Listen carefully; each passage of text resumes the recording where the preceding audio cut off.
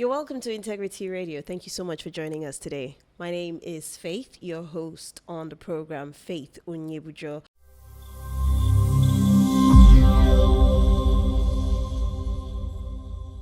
And today we're going to be discussing something very, very interesting. And to help us with that discussion, we have a wonderful, wonderful guest joining us. He's actually been a practicing lawyer for 35 years at the bar, and also, I beg your pardon, that's 34 years as a lawyer at the bar. And he's been in the maritime sector for also 34 years, mostly as a custom licensed agent, also involved in shipping operations. He's the vice president, Nigeria American Chambers of Commerce. He's also the former vice president, Nigeria British Chamber of Commerce, and the member of the Nigerian Chamber of Shipping. Our guest today has many caps. He's also the council member, Lagos Chamber of Commerce and Industry, and member of the Chambers, that's the Maritime Sector Group, and the Freight Forwarders Trade Group. He's a registered Freight Forwarder Council for registration of the Freight Forwarders of Nigeria, and the facilitator, Nigeria Economic Summit Group, NESG, with past responsibility for the maritime sector. He's also the CEO of Kobita Invest Limited. That's one of Nigeria's oldest and reputable freight forwarder company. I am talking about Dr. Ikenna Nwosu.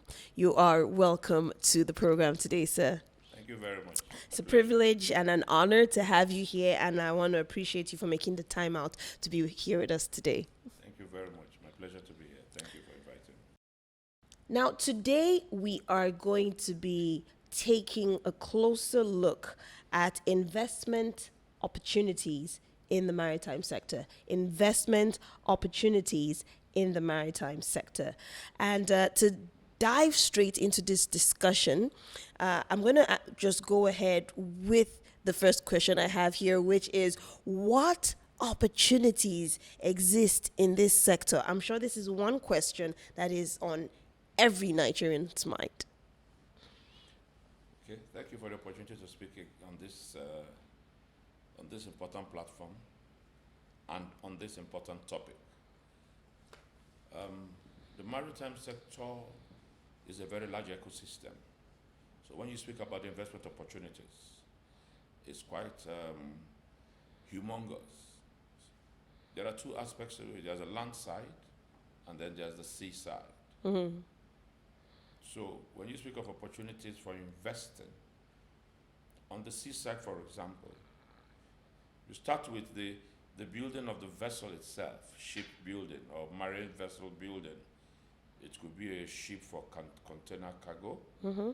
for bulk cargo, wet or dry, for passenger cargo, cruise vessels. So ship building. There's also ship maintenance, which are the shipyards. We have a number of them in Nigeria, like Niger Dock, Continental Shipyard. Again, we have the manufacturing of the containers itself, which are for carrying the cargo. Mm-hmm. You also have the seaports, development of the seaports, whether it's a smaller seaport, or it's a deep seaport, or it's an inland seaport. That is the smaller ports, like the river ports, like you have at Onitsha. That is seaport development, including, of course, port operations, seaport operations.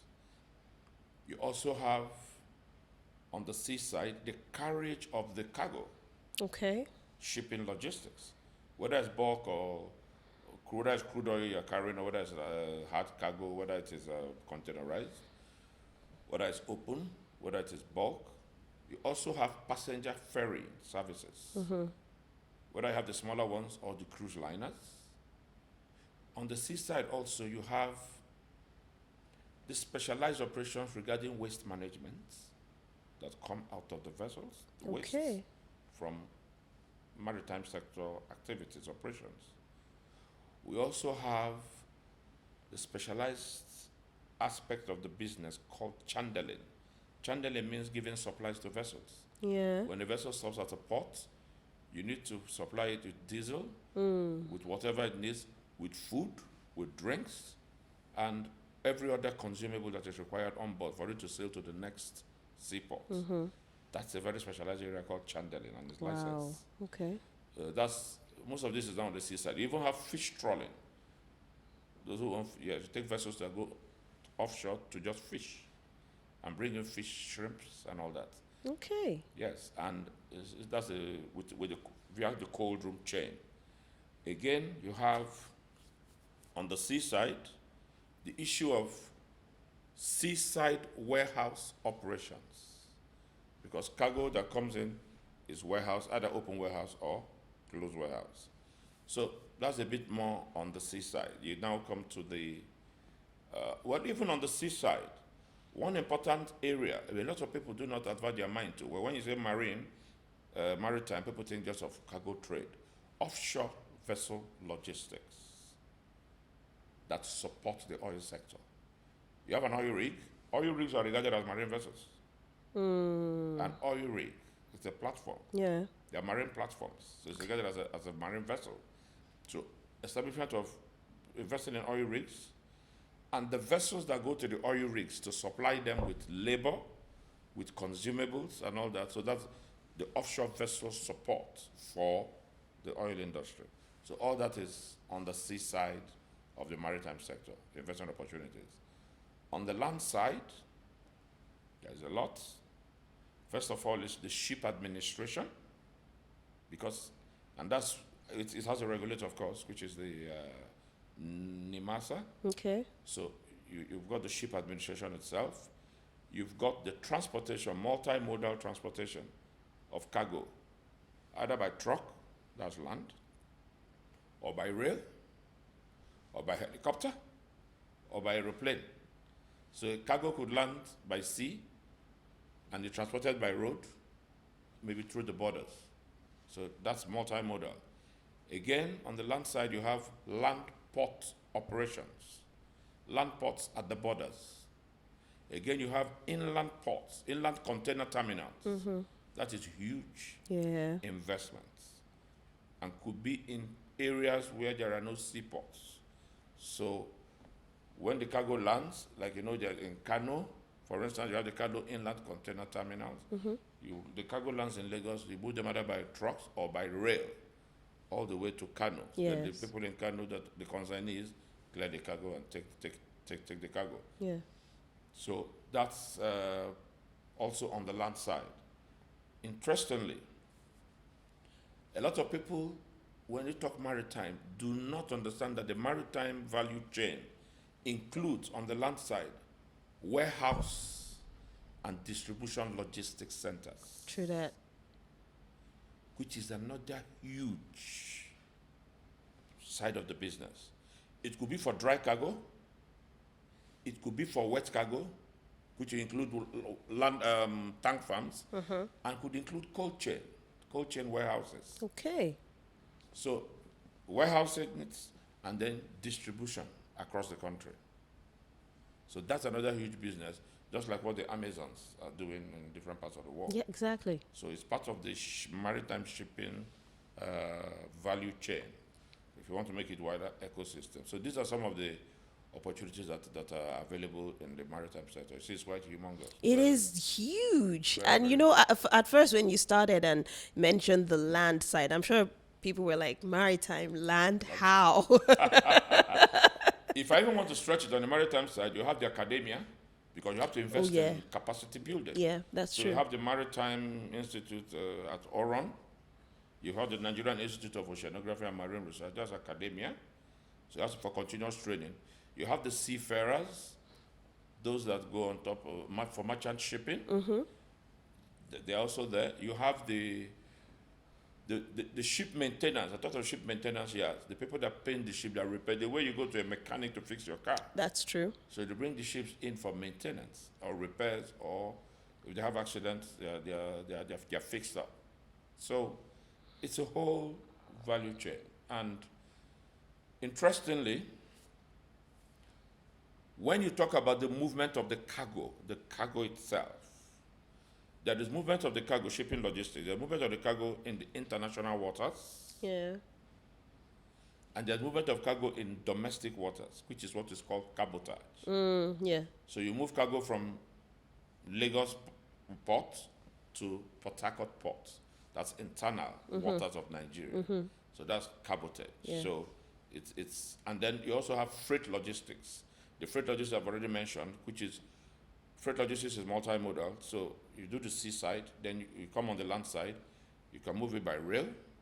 You can move it by road. Recently, you can move it by drone. Oh.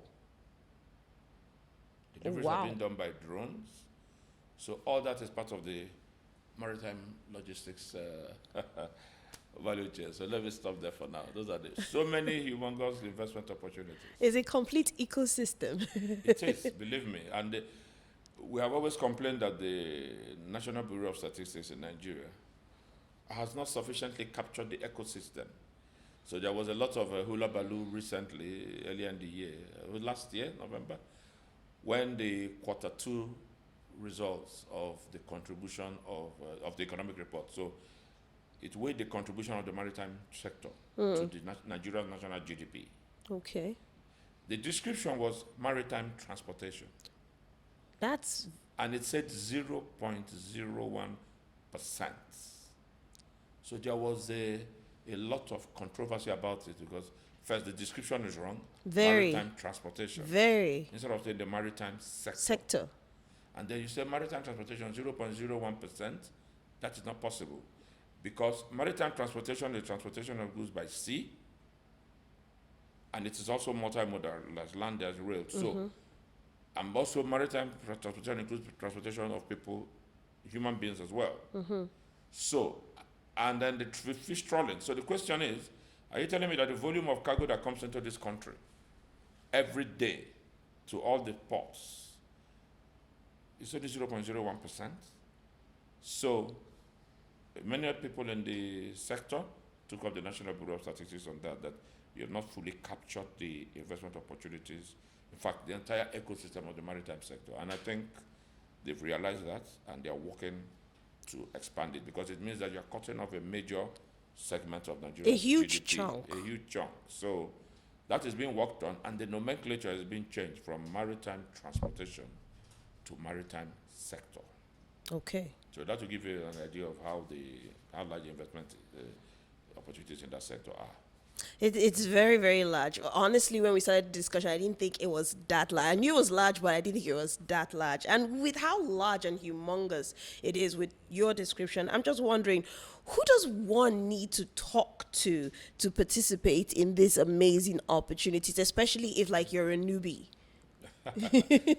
Well, there are two sides to it. You have the public sector side, where you have the policymaker, Okay. which is the Federal Ministry of Transportation, and then you have the regulators.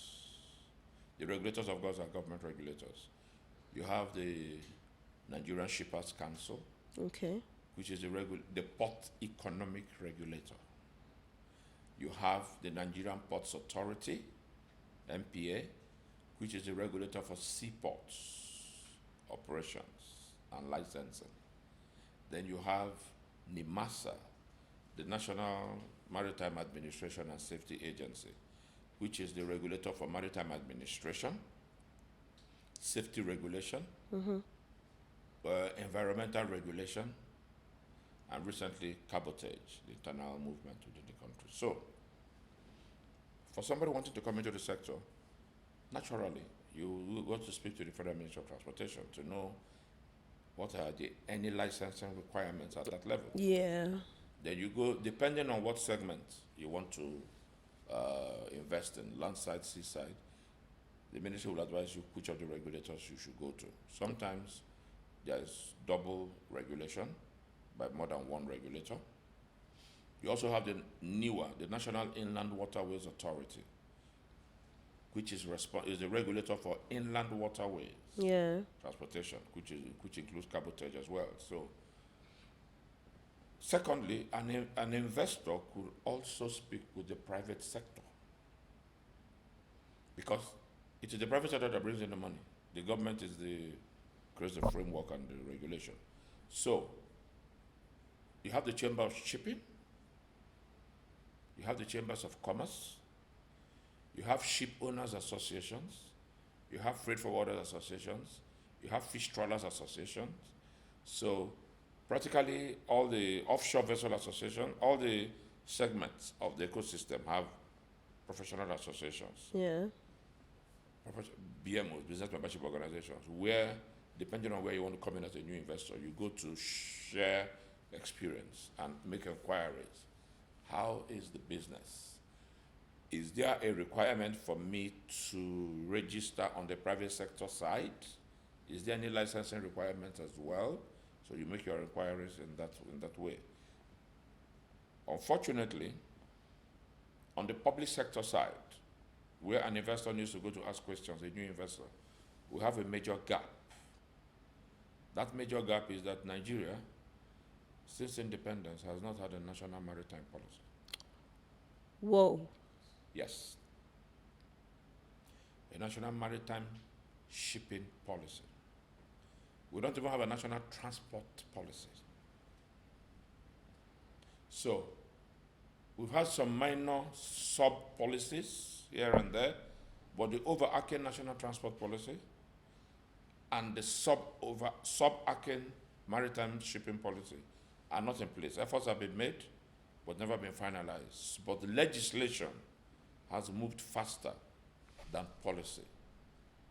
So why do I say that? Because an investor that comes in and says he wants to invest, he would like to know what are the policy targets of government for the sector so that he knows how to grow his business. But surprisingly, because of the huge opportunities in this sector, which are both domestic and international, not by choice, but by the way the business is, because of the huge opportunities, the volume of investment from overseas and domestically has been increasing year in, year out, despite the fact that there's no policy framework.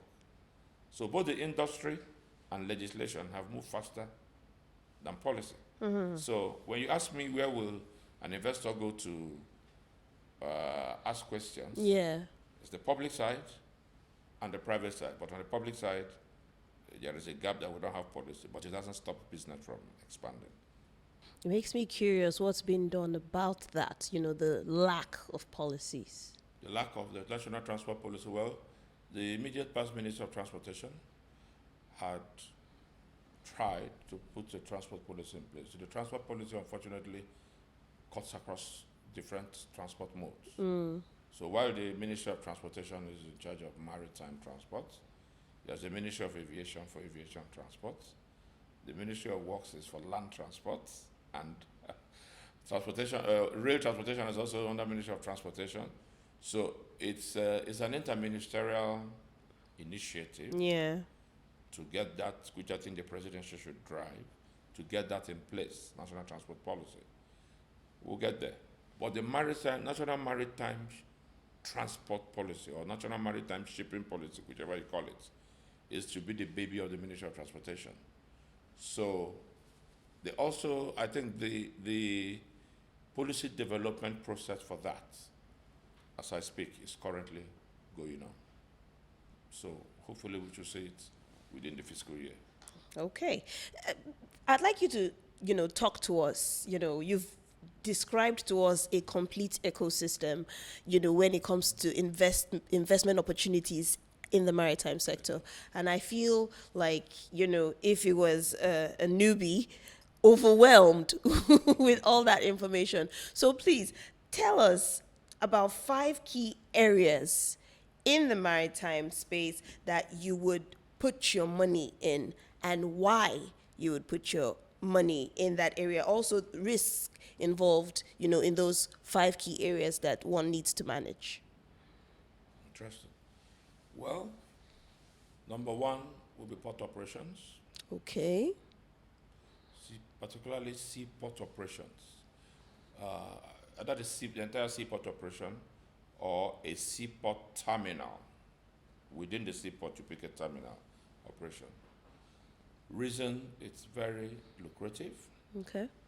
Considering the volume of cargo that comes into this country, whether liquid, solid, containerized or not. So that is number one. Second is ship representation. In country, you represent a shipping line from overseas, whichever part of the world. Asia these days is the manufacturing hub for the world. So that when their vessels come in, you are their representative locally here. You handle the ship, bring it into the docks, offload this cargo, get the relevant licensing and all that. Again, because of the huge cargo, so you make a lot of money from the freight.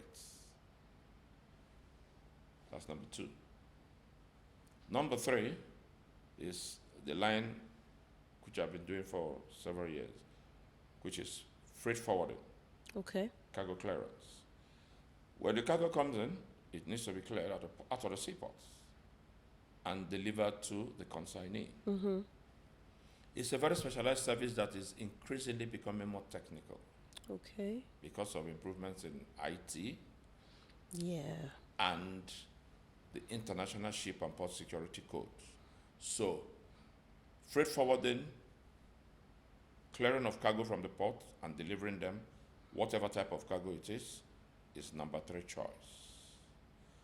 Number 4, warehousing and distribution logistics is seriously lacking in this country. A lot of companies who are in manufacturing or trading have a lot of overhead, capital expenditure in building warehouses to warehouse their cargo. But that is not their core competence. Their core competence is manufacturing, and they want to sell. Yeah. So they will be happier if there is a company that will build a warehouse and they outsource that to you. Yes. You warehouse the cargo for them, you're an expert in warehouse management, you have your trucks to distribute for them, you distribute for them. All they do is sales and marketing. So they say, deliver 300 bags of our product for us to Kano. You deliver it. All they will know is that they have their people out there to market and sell. So warehousing and cargo distribution is another huge money maker. That's number 4. Yes, that's number 4. Number 5, so many of them, make a choice. Offshore logistics is so lucrative and is paid in foreign exchange. Supporting the oil industry, because the oil industry will hire your vessel 3 months, 6 months continuous. You're paid, yes, and so you move their personnel, you move their supplies. That's fantastic. I could add number 6, shipyards. Just like you service your car every month, or every 2 months, every 3 months. The vessels that come are voyaging. They're voyaging from one seaport to the other. So they will always need to come in. Of course, you will have read of how rich Niger Dock is as a shipyard.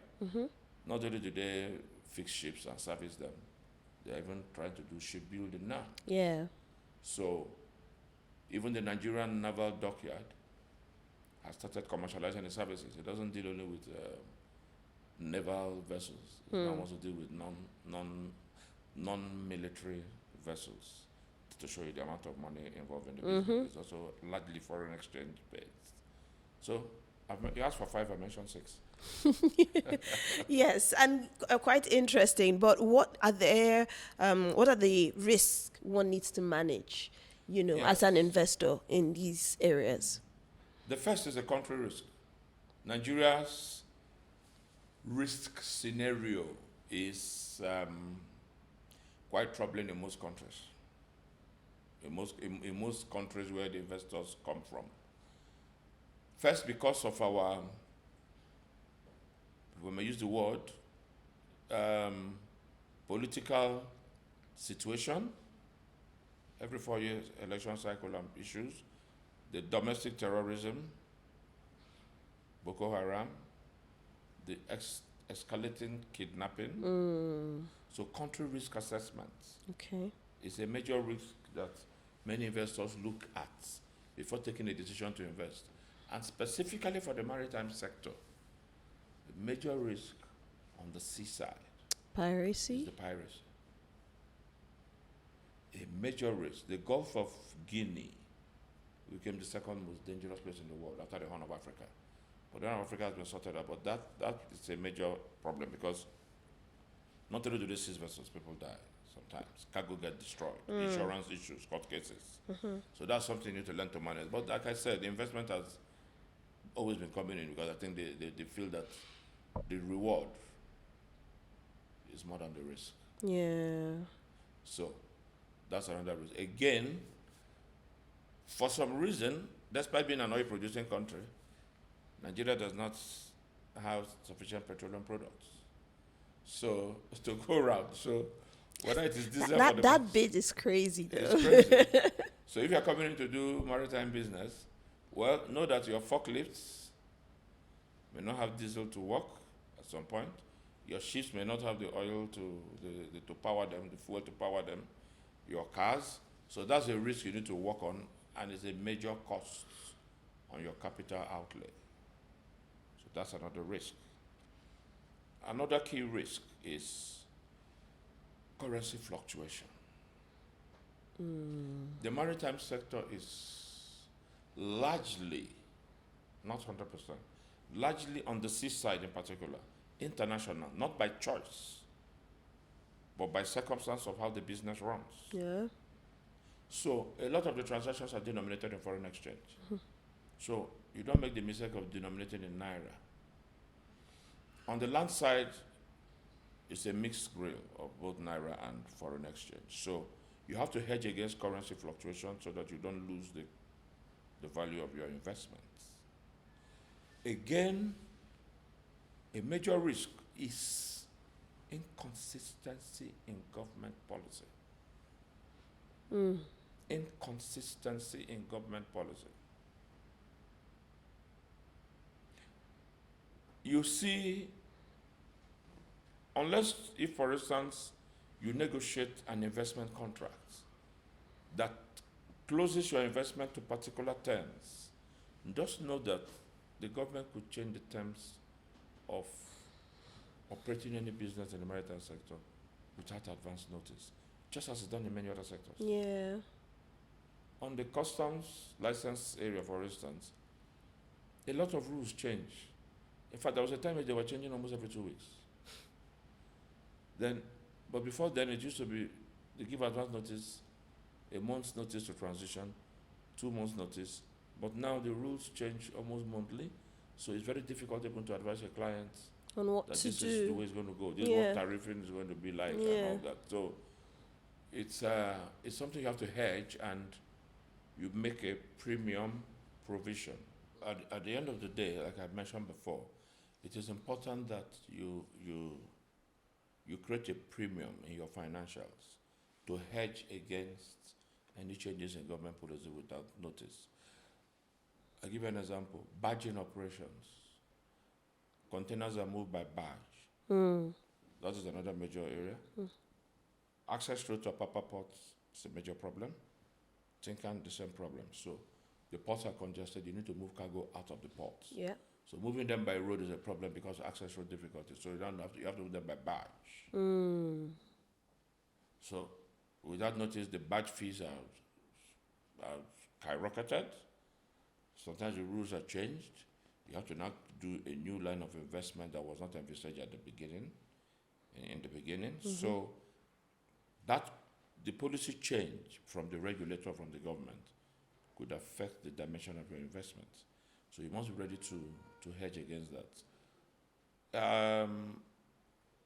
The truth of the matter is, at the end of the day, most investors, when they do cost-benefit analysis, the risks are always lower than the reward. The profits of doing business in Africa are the best kept secrets in the world. So the foreigners will tell you, yes. So the maritime sector aspect of investing in Africa is not anything different. So the percentage of profits relative to risks is very high. So that's why you keep seeing the multinationals in shipping, Maersk, Mediterranean Shipping Company, MSC, CMA CGM, all of them are still here increasing their investments. But the good news is that having sufficiently trained a lot of Nigerians, many Nigerians have now gone into harnessing the investment opportunities in the maritime sector. And they themselves have been sufficiently experienced to manage the risks. So I encourage people to come into the maritime sector and invest. Okay, right, interesting. The risk, though. They are quite manageable, like in most other sectors. The risks are quite manageable, but it is important to envisage them.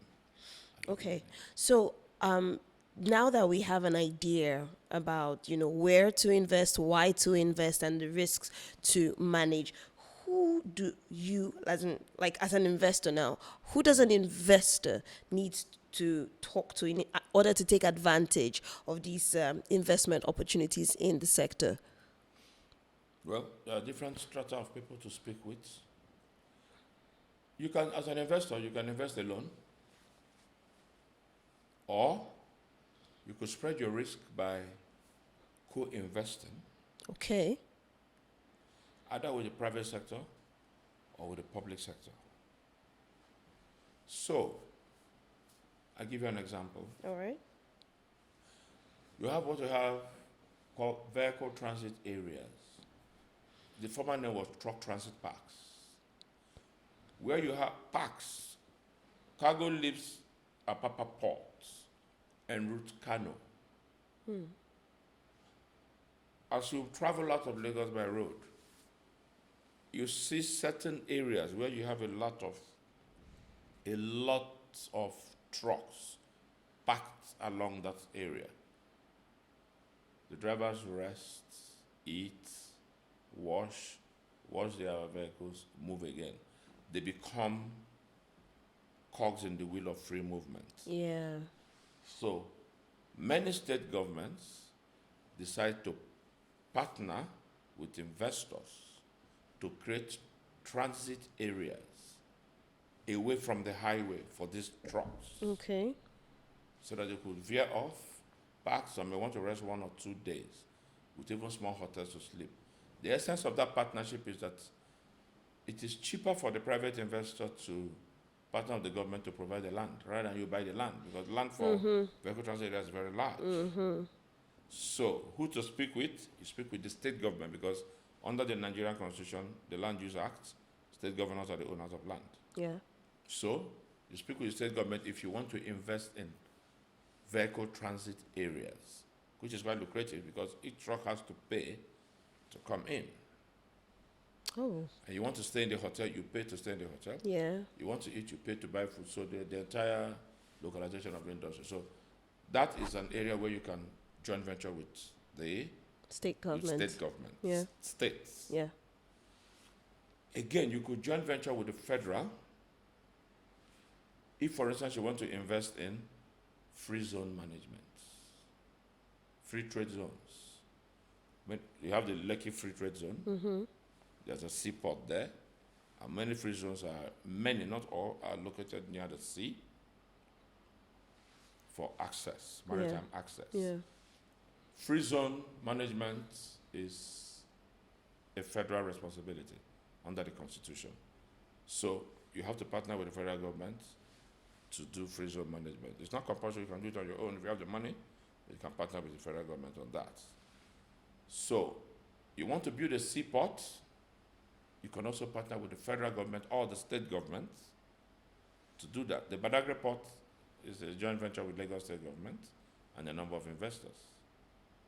The Lekki Deep Sea Port is a joint venture. I think the federal government has some interest there.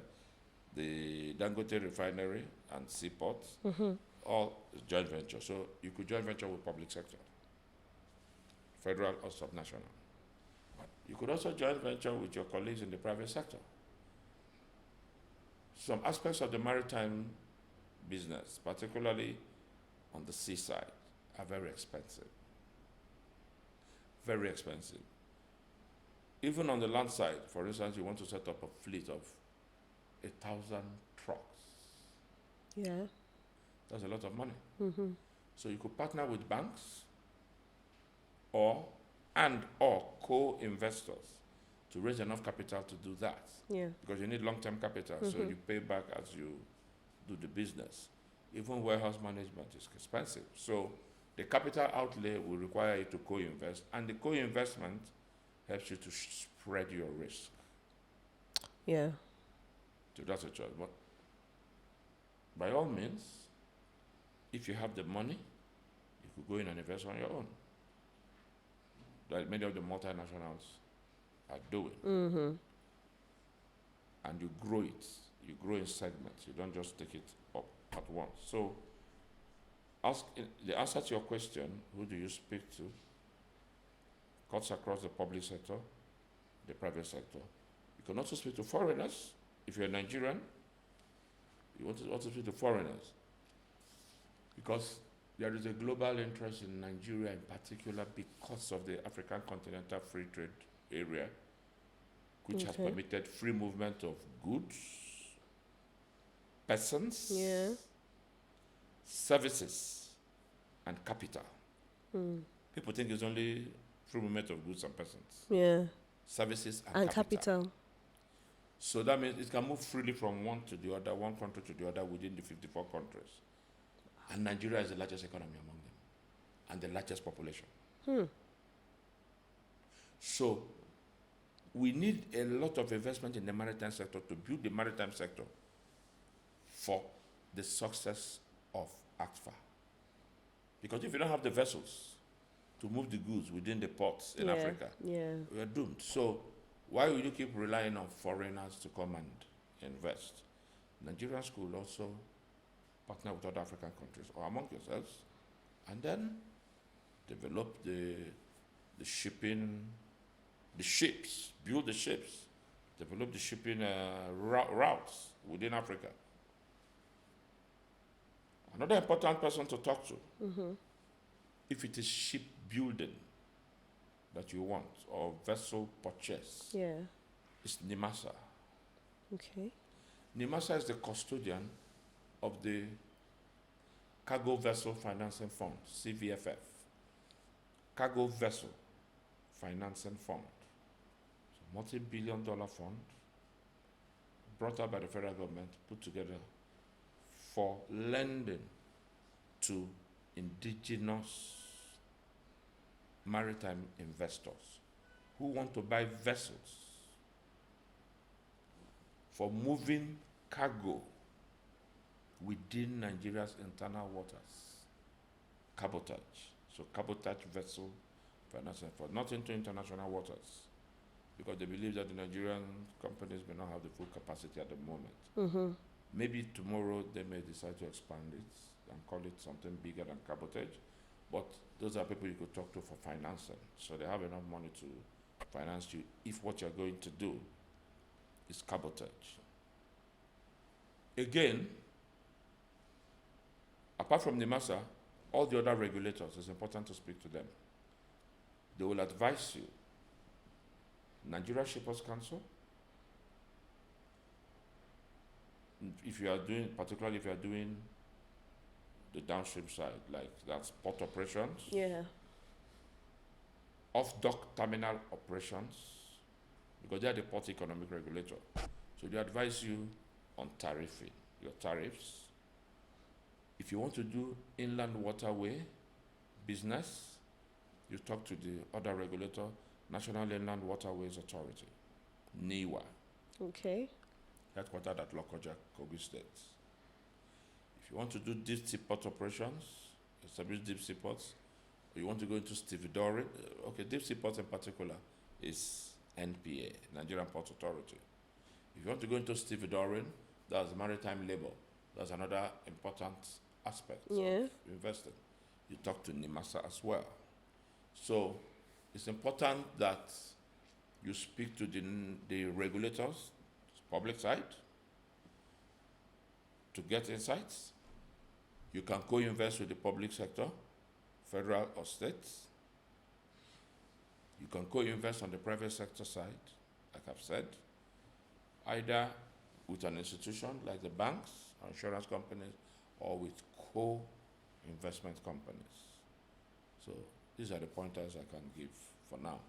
Finally, if you want to do something regional, shipping within ECOWAS, you talk to the ECOWAS Commission, Okay. because I know that they are driving the Sea-Link project, which is to create a hub within West Africa for shipping, maritime shipping. And their headquarters is at Abuja. So they are very close to you Very close. and I, yes, to talk to. Others come from other African countries, West African countries to headquarters. But the headquarters is here in Nigeria. So I think if you do a synopsis of Nigerian investors who have put in a lot of money into the maritime sector, it's been largely a balance sheet of achievements. Okay. Rather than the catalog of disappointment, it's been achievements. It is difficult to get it wrong because Nigeria is largely an importing country. We're also beginning to export. And our largest, that's non-oil. Our largest export is oil. Yeah. So you used to have a lot of investments there. So I was very happy. That's an excellent example of joint venture, where most of Nigeria's crude oil is shipped out from Onne, Port Harcourt, River State. It's a joint venture between a Nigerian and an Italian. Atiku Abubakar's, the Intels, with Mr. Volpi. So that's an excellent example of a joint venture, co-investing. Yeah. And so it's a success story all the way. You saw the recent concessioning of the seaports 10 years ago. Mm-hmm. Apapa, Tinkan, Onne, concessioned by the Bureau for Public Enterprises then, later the ICRC, to both an amalgam of both Nigerian and foreign investors who became licensees. They pay a certain amount every year to the federal government, and they run their business of terminal operations and make a lot of money from it. And as I speak with you, Yeah. there are about 6 or 7 deep seaport operations that are in the developmental stage. They wouldn't be putting in their money there if they did not see the humongous opportunities on a long-term basis. So this place is a fantastic destination for maritime investment in this country. I'm telling you. In fact, at this moment, I'm thinking maybe we should take a step back a little bit and, address some basics. Like, who are these investment opportunities open to? Anybody and everybody who has the capital, Okay. who has the interests. Because why do I say so? Interest. The maritime sector is a very competitive sector. Okay. It's highly competitive. So Nigeria's investment policy and laws, our investment laws, permit 100% ownership of property or business by foreigners. So when you say who is it open to, it's open to foreigners, it's open to Nigerians. A foreign company could come in here and 100% own this business. It will have Nigerian employees, but the ownership is foreign. So it's open to foreigners, it's open to Nigerians. It's open to the public sector, it's open to the private sector. Like I said, Lagos State government is involved in the Badagry seaports. Akwa Ibom State is involved in the Ibom port development. So it's also open to government, private, the subnational. Yeah. It's also open to government at federal. So that's why it says open to anybody who has the interests, who has the financial capacity, and who is ready to compete. Who's ready to compete? And succeed in competing. Because the competition is fierce, but the market is large. The market is large.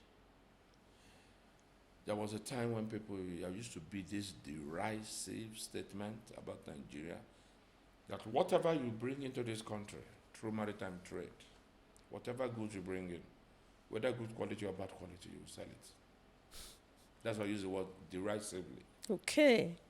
Because you have the market, you have the demand for it, for goods and services, and you've got a population.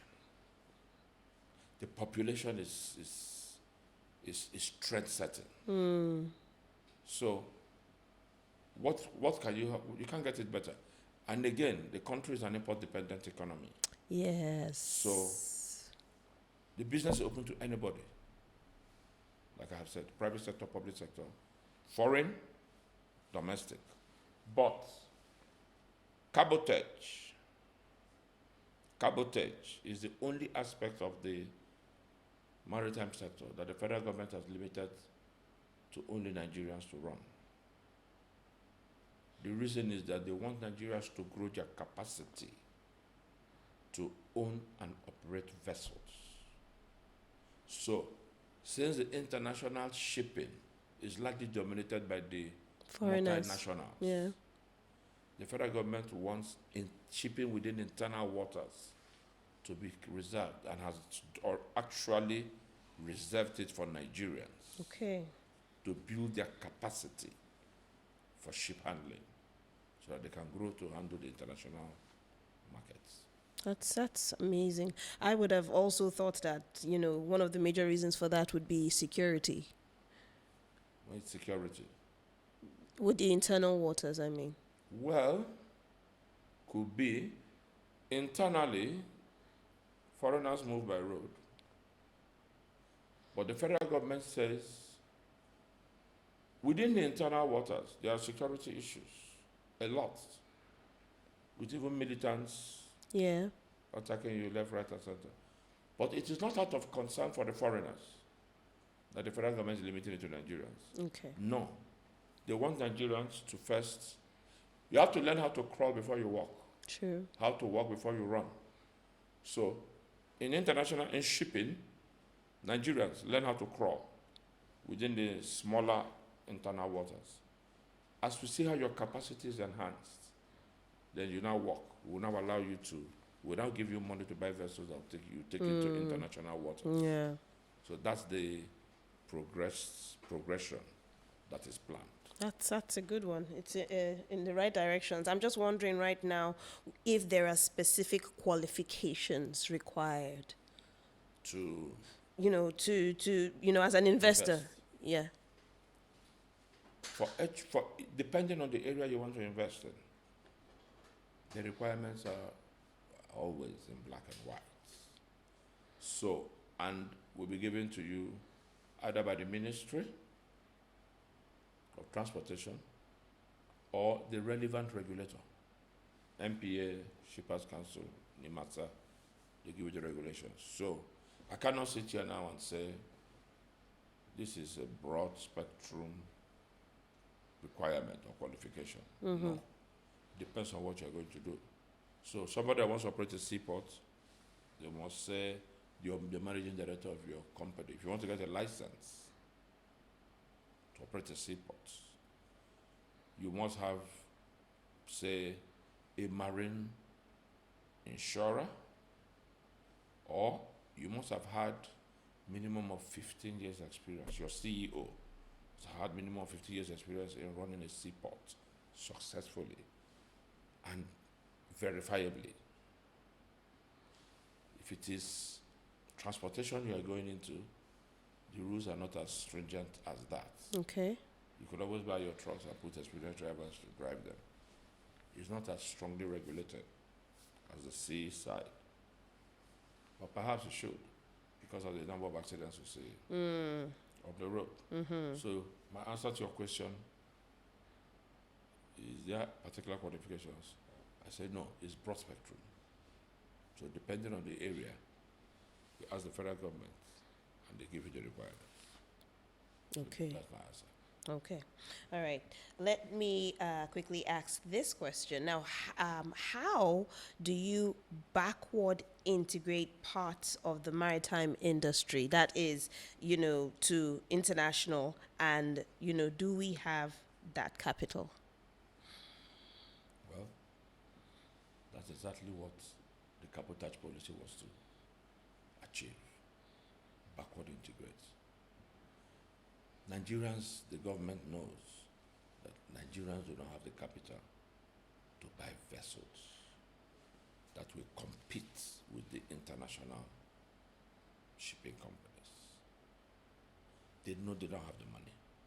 So, since the international shipping companies are focusing on international shipping from one country to another, let the Nigerians focus on domestic waters.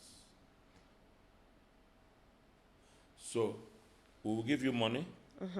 We want you to build ships within Nigerian waters. That's backward integration. Yes. We don't want you to take the money out. There are minimum parameters. You must, I think the minimum number of Nigerians you must employ on your vessel. Okay. It could be fully manned by Nigerian seafarers and all that. So it's a complete backward integration process for Nigerians in that place. Now, the issue of shipyards. Shipyards. In the past, Nigerians who have joint venture vessels, who jointly own vessels, go invest in foreigners. When it's time to service the vessel, it's sent overseas.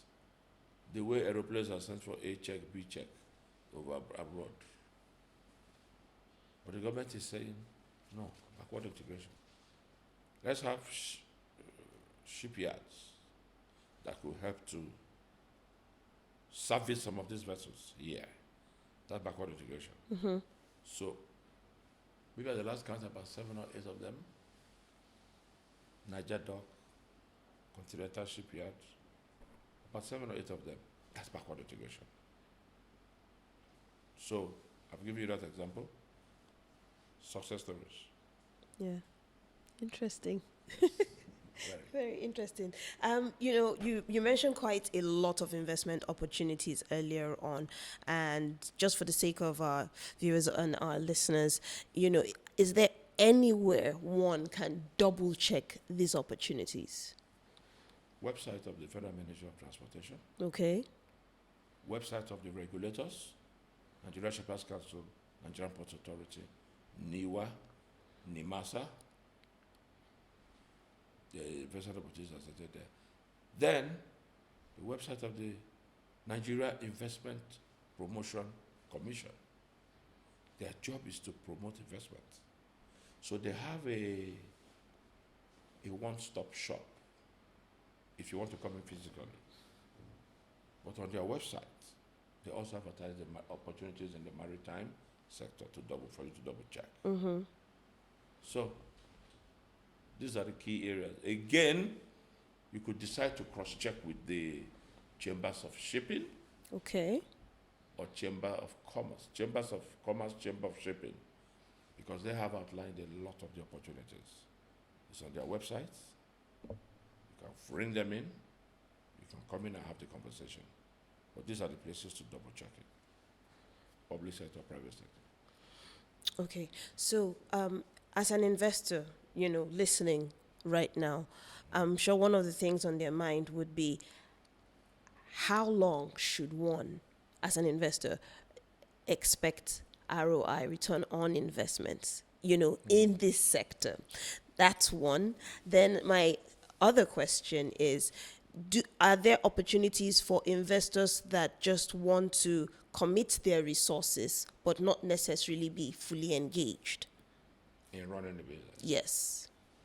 Okay, on the aspect of rate of return on investment. Well, there has been a study that said the minimum rate of return on investment in Africa is 30%. What I said to you before, I'm quoting Kofi Annan, Okay. the late United Nations Secretary General. Yeah. The rate of return on business in Africa is the best kept secret in the world.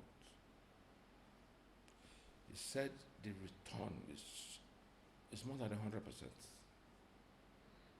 But many of us don't see it. But the foreigners see it. Because they are better trained in that area. But a number of Nigerians have begun to get that expertise as well. So what am I saying? The percentage, 30% was made public by Rosanna, but expectedly, no other investor is going to tell you what's the rate of return on the business, except you're partnering with them. Yeah. And then you have to get down to the basics, including the rate of return on business. For you to bring your money, they bring their money. You need to level with them. They need to level with you. So that's the situation. I cannot give you an exact figure, but I've given you a pointer. Frankly, the rate of return is sometimes 3 figures percentage. Oh, wow. Just know that. Now, you ask the second question. If they can commit their resources, but not, Now, that's a business model decision. Okay. Because, I give you an example. Nigeria, and I forgot to mention this before, there are several incentives put in place by the federal government to encourage and drive rapid development in the maritime sector. One of those incentives is this cargo vessel financing fund I've given you, for instance. Okay, so when Nigeria was establishing the Nigerian liquefied natural gas, LNG, NLNG. Yes. It's a 100% private sector body. In the sense that, they say the federal government owns the shares in it, but they had to set up a limited liability company, the federal government. LNG is a limited liability company, comprising 3 oil companies: Shell, Eni, Ajip. Okay. Then the Nigerian government set up a private company, and that private company sent its directors to be with Nigerian, to be on that LNG board and management. Now, why am I talking about LNG? Nigeria LNG has a maritime aspect to it, because as I speak to you today, the largest owner of marine vessels, maritime fleet in this country, is the Nigerian liquefied natural gas. Because they have a subsidiary called NLNG vessels. So they transport their liquefied natural gas to different parts of the world. So as we speak, they are the largest fleet owner in this country. So at the initial time when LNG was set up, because of the incentives the federal government put to promote gas development, and because of the huge potential gas in Nigeria, and because of the huge market for it, the private sector arm of the World Bank, called the IFC, took a percentage of the ownership of the LNG. I think it was 5 or 10%, I don't remember. But by their rules, they do not take part in the management of the business. But they can only take shares. The essence of taking shares as the private sector arm of World Bank is to give confidence to other international investors who want to invest. If the World Bank will invest through its private sector arm, that is a sign that it is a safe business. Yeah. So they invested, and by their rule, they invest, they don't take part in the management of the funds. So that's their rule, so it's a matter of choice. And today, that investment has led to the largest maritime fleet in this country. Okay. So the question of investment, I told that story as a background to let you know that the question of deciding whether you want to invest alone without managing, or invest and be part of the management, co-management, or invest and be the full manager, is your choice. Business model. According to your business model. Yeah. So I've answered your question in that regard. Okay. Thank you very much. Now, when, we're you're preparing for this topic, during the discussion, a question was thrown, which I would also like to throw to you, NIMASA. Now, it's been established that NIMASA has funds set aside, which is penned down to help local improvement. Question is, what has happened to these funds? That's a very important question. The Cargo Vessel Financing Fund, CVFF, was established by government, as I told you, has a humongous amount of money in foreign exchange. Primarily to, and in fact, solely to finance Nigerian vessel operators to buy vessels to run cabotage operations. Since inception, they have not issued out funds from that fund. It's been earning interest. It was recently that the current Minister of Transportation gave instructions and gave a commitment to stakeholders that that fund must be accessible to investors before he leaves power on May 29th. Otherwise, there is no essence of having the fund in the name without it being of any benefit to stakeholders. Yeah. So I understand that the parameters for issuing the money have been set and it's supposed to be launched out any moment. That's my understanding. We wait to see. It's all about the execution eventually. Thank you. So my answer to your question is, the money is still sitting there. It's not been disbursed. The entity of the company is very careful, and we are waiting. Okay. It should come around very soon. We hope so. It's been interesting discussing with you, sir. I'm just wondering if there is anything you have to say to our people, anyone out there who is a curious investor or a first-time investor, if there are any final words you'd like to say to them. Final words. Yeah. Huge opportunities. Huge opportunities. Very much untapped in any aspect of the maritime sector value chain. So come in with your money. Make sure you talk to regulators. Yeah. Make your premium allowance in case of change in government policy, but remain competitive in an environment where you have room for development of local capacity, because the Nigerian government has said that is their focus. You must develop local capacity. So if you're a foreigner, make sure you have room in your program to develop local capacity. This last point is for foreign companies. Okay. Make sure you have programs to develop local capacity. So that's my advice to you. It's an interesting segment of the economy. It's been contributing to GDP. It's made a lot of money for the sector, for the players, for the public sector. Please come in, invest. The reward is always higher than the risk. The reward is always higher than the risk. Thank you so much, sir, for a very enlightening and interesting discussion on this. Any investor listening right now should be running. Very, very correct. You should be running into it. Especially if they're smart investors. Sure.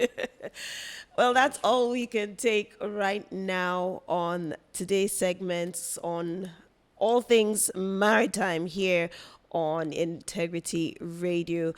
We've been speaking with Dr. Ikenna Nwosu. Thank you so much, sir, once again for, being here with us, and we hope that we can have you again in the future for more enlightening discussions.